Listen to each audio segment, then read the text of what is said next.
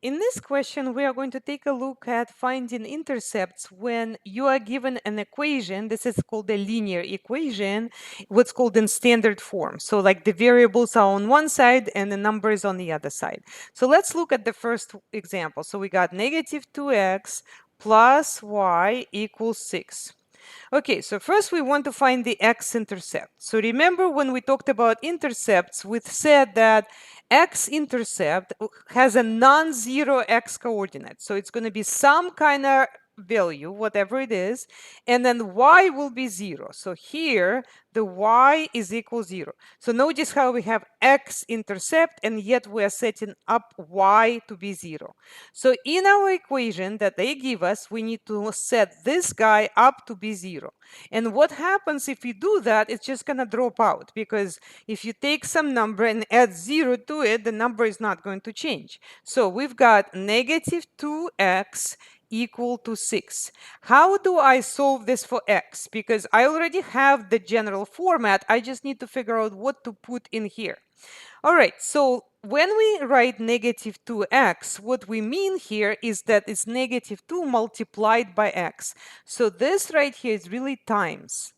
And what operation is opposite of multiplication? So think about x as the unknown that we do not know, right? We're trying to isolate it on one side of the equation. So to do that, we want to get rid of this negative 2. And to do that, we want to divide. So remember that the operation that is opposite of times is, or multiplication, is division. Okay, so when we do that, this negative 2 and negative 2 is going to cancel, and then it's going to be 6 divided by negative 2, which you can just compute on your calculator, and that would be negative 3. So this unknown value right here is negative 3. Okay, now let me also type that here. So this is going to be negative 3, 0. Now, I also want the y-intercept. So what do I do for that?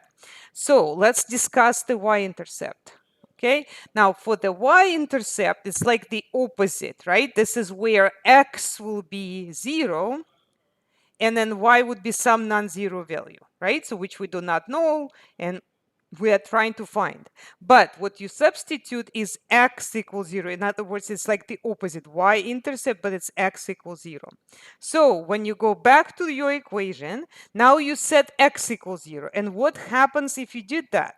Is if you took this guy and substituted 0, again, remember, this is multiplication, right? If you put x equals 0 for x, negative 2 multiplied by 0 is 0. And then we're just going to get y equals 6. So we can see this negative 2 multiplied by 0 plus y equals 6. This is just 0. And then we're just going to get y equals 6. So 6 is going to go in here. So now we know that the y-intercept is 0, 6.